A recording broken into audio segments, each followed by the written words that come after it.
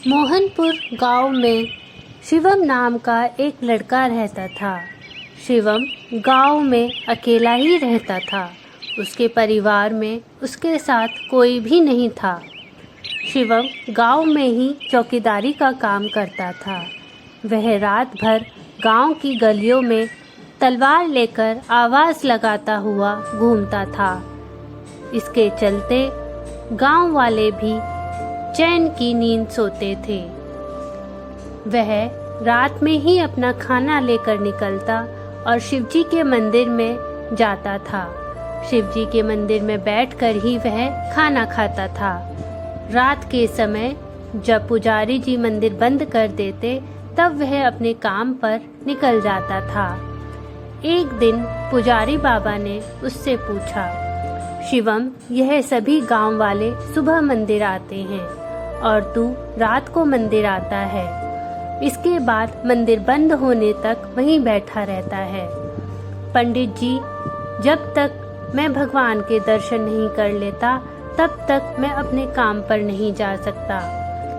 और दूसरा, जब तक भगवान बैठे रहते हैं मुझे गांव की कोई चिंता नहीं होती।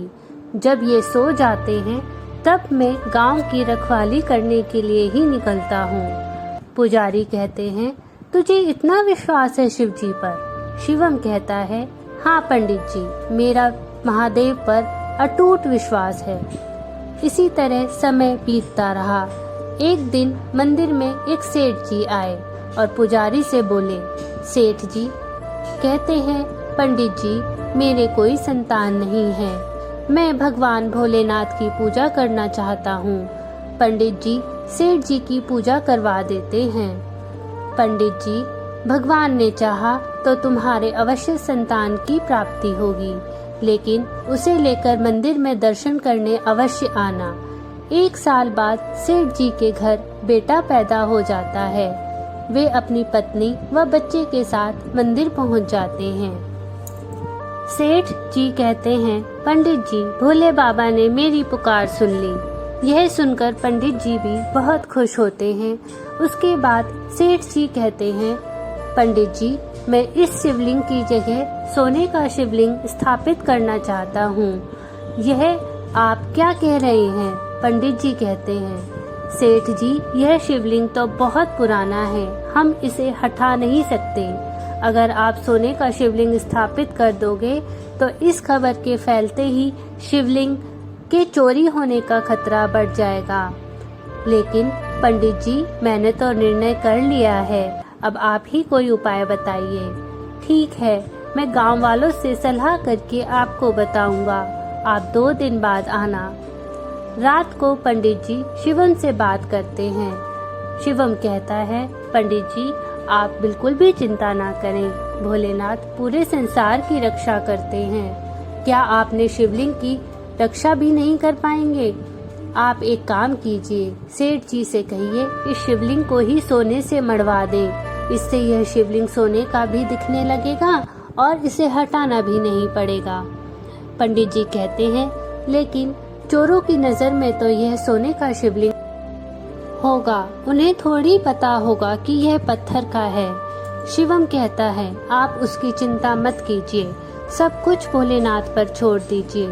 पंडित जी अगले दिन सेठ को सब बता देते हैं। सेठ जी शिवलिंग पर सोने का काम लगवाना शुरू करते हैं।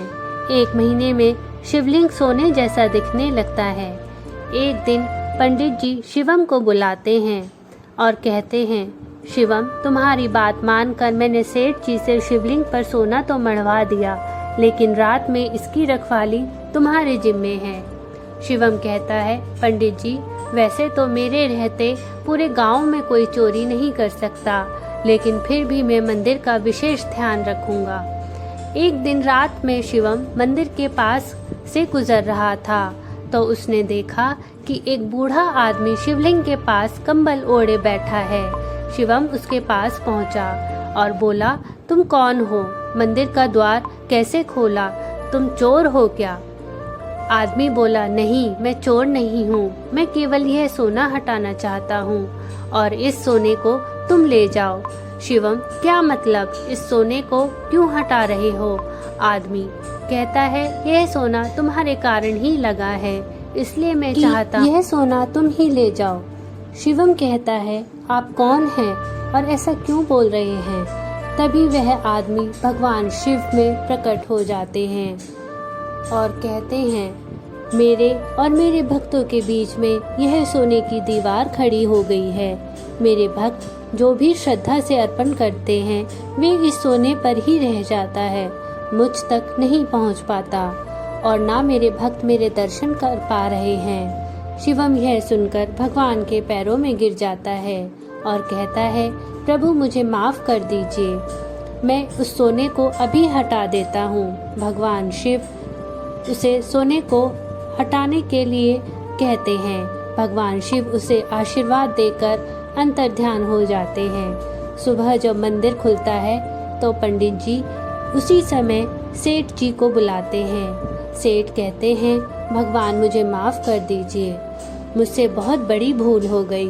अपनी जिद के कारण मैंने आपकी पूजा में बाधा डाली। उस दिन से मंदिर में पहले की तरह पूजा होने लगी। सेठ जी ने वहाँ वह सोना गरीबों में दान कर दिया और सब लोग सुखी सुखी खुशी खुशी रहने लगे। ओम नमः शिवाय।